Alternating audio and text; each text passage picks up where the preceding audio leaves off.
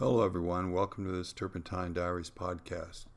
Today, I want to talk about something I touched on during my last podcast, which is academic art. Last time, we talked about Clement Greenberg's influential article about the avant-garde and kitsch.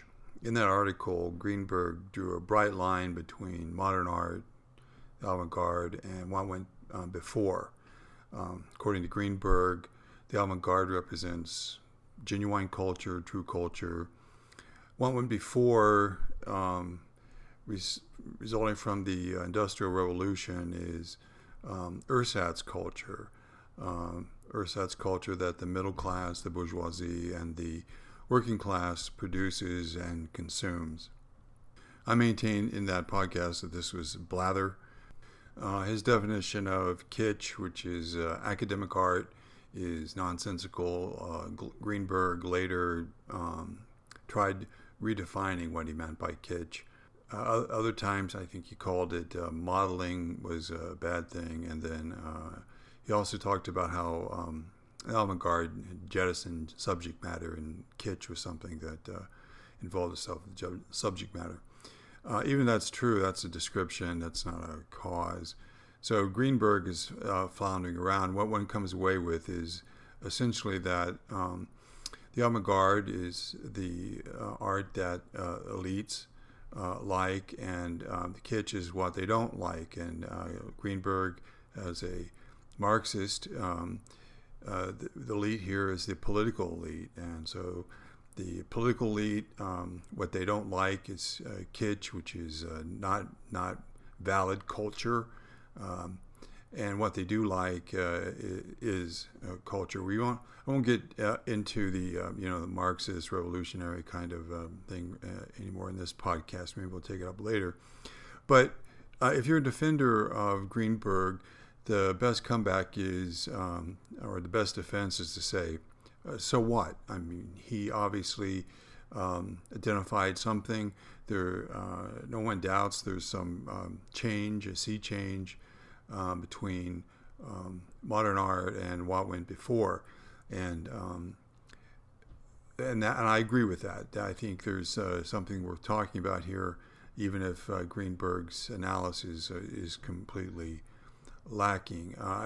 One thing I'll say more on Greenberg is, if you're looking to his writings as a source for real definitions and insight about the birth of modern art and what it's about, you'll be disappointed. And that's kind of important because Greenberg is one of the better writers about modern art, and if Greenberg comes up short, then there's not really much there in terms of aesthetic analysis of modern art. We have marketing and we have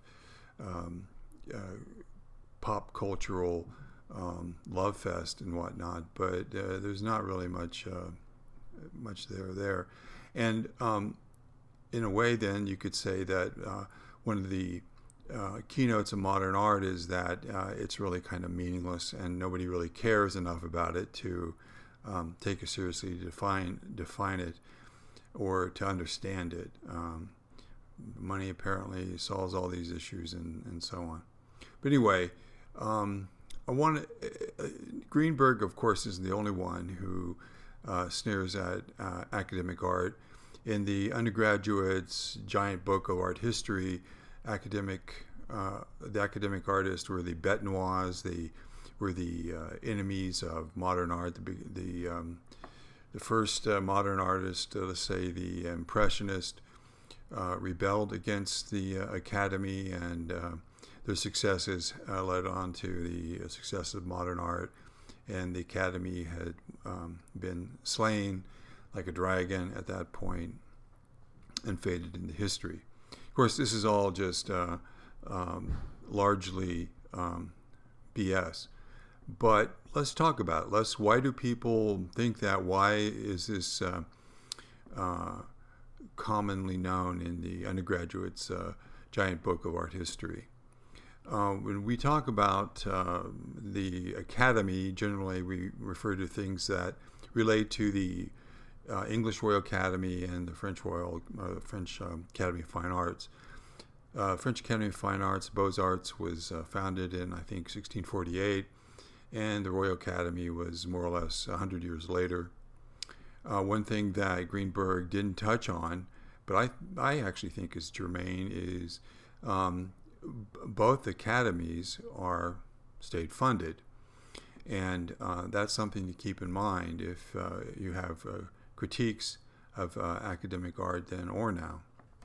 Well, the main critique of the academic artist was that it was art by rote, it was lifeless, and had no passions. And this, I think, is clearly not the case. There are many great artists that come through both academies. The first few presidents of the British Royal Academy, Sir Joshua Reynolds was the first. I think he's a very good artist. The great David came through the academy, and many of his students did. And Ingres, you might think he's the exemplar of what's academic and therefore bad. I think he's a genius and one of the greatest draftsmen of all time. So there's all kinds of misinformation here about this. And one of the areas I've noticed seems to just be taken for granted and is widely off is that, let's just stick to the French Academy here for a minute, that everybody was trained the same way and painted the same way. And as they point to Ingres as this kind of a cold modeling that supposedly offends so many people. And I think there's some truth to it. Some of Ingres' later paintings are very tedious in a way. They're the one-offs, but they're there, and many of his students exhibit the same kind of overworked handling that people think of when they think about academic art. But many academic artists did not actually paint that way. Let me just pick two that I think represent the biggest beast, the darkest bête noire, which is Gerome and Bouguereau. And I've seen plenty of paintings by both artists, and I think both started off in kind of Ingres' style, a little bit overworked, a little bit too polished. But as they matured, their paintings became really brilliant tonal works. They were both had very good eyes, and it looks like they're excessively modeled, but they're not. And I challenge you to go look at some of the later works for both artists. Cleveland has several by both. They have a painting of a lion in the desert by Gerome, and it's painted directly and freshly, very little modeling, and it's just a brilliant tour de force of painting. And Bouguereau's paintings are the same way. He always said he didn't blend and use badger brushes and stuff, and I believe him. I look at his paintings, the details, and he just has a really good eye. I mean, a really good eye. And another somewhere else where you can see this is it was actually pretty common for the Academy to value freshness and directness. One of the academic masters, who was the master for many of the Impressionists, Thomas Couture, he specialized in the ibach, the study, the quick study. And there's many examples of his work that way. And he wasn't the only one. And he had a profound impression on the Impressionists about working directly and how important freshness was. Now, Couture himself painted some very huge machines, let's call them. They're historical paintings, and they were actually overworked and somewhat lifeless. He was not a genius, and that's what he's known for. But his teaching and his techniques and the things he preached to his students, even though it didn't carry over into his larger machines, really had a profound effect. And so you see the Impressionists carrying this aspect of academic art to certain logical conclusions. emphasizing freshness and directness. Now, that brings me to what I think is the key insight here as well, why was there a rebellion, and why? And the answer is yes, there was. There was a revulsion against academic art on the part of Impressionists, and they weren't the only ones. Younger artists who were kind of stifled with the academic art. The academic art, being state-sponsored, had a lot of paintings defending the state. We call them politically correct today, or safe historical paintings that were obscure. And the Impressionist, the main complaint was that they didn't open the studio window. They stayed in the studio, these artists. They painted subjects from the remote past, and they didn't capture the life around them. And I think this is utterly the case. I think this is true. Even Couture, he was the proponent of the fresh approach, but he was talking about a quick sketch in the studio of a model, but not going out into the landscape.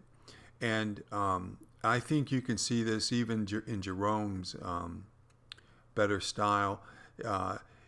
His historical works are somewhat and one does get a sense of, even though they're brilliantly painted, and he's not, in my view, give enough credit for being a really good stylist, and what a great eye he had. But yeah, there's I think a good case to be made for what he was about was a little bit cold. And with Bouguereau, he kept a very fresh approach in his paintings. He is probably one of the greatest painters, just pure painters who ever lived. His eye is transcendent. I mean, that guy's eye, you could take it to the bank. Every artist should study that painter. He really loved painting. It's clear he just loved painting. But he has his paintings have an annoying sentimentality to them as he got older, just a really cloying sentimentality. And even though stylistically there was nothing there to rebel against, just the fact that he's painting these young, just nostalgic, sentimental pieces is off-putting. And so I think the combination of state-funded projects, limiting the artist, and politics, putting them in a box, what was safe, and trying to find something that was not going to get them in trouble, led to some really kind of vapid kind of art. And I think this is what the rebellion was against, not the techniques. I mean, as far as I can see, the Impressionists basically picked up on Couture and Bouguereau's styles, and so let me finish here and just say these guys get a bad rap. And as far as Greenberg, it's really laughable to say that to compare Ingres students who exhibited the kind of lifeless by rote approach to painting, though I've seen some really excellent paintings here too. I mean, good stuff. To the late Bouguereau is somebody who didn't look at art, and they were politicizing it for some sort of agenda, whatever that agenda is. So, is academic art kitsch? Of course not. No, it's nonsense. For all its troubles and issues, it's not kitsch. Is kitsch a meaningful category for analyzing art? I wouldn't know. I have no idea what kitsch is. I'm still trying to figure out what that is, other than the political meaning of it, which is what the political elite doesn't like. And unless you're a Marxist listener, then probably what you like is considered kitsch, according to those who think kitsch is in a meaningful category. So let me wrap up here. One last thing about to point out is the Impressionists rebelled against the academics because they didn't leave the studio and get into nature. Barely 40, 50 years later, Picasso was mocking artists during his time, we're talking the first decade or so of the 20th century, who thought getting into nature was important. And so it goes, right? What one group wants, the next group despises. The abstract expressionist worshipped spontaneity, and the pop artist despised it and mocked it. So thanks everyone for listening to Turpentine Diaries.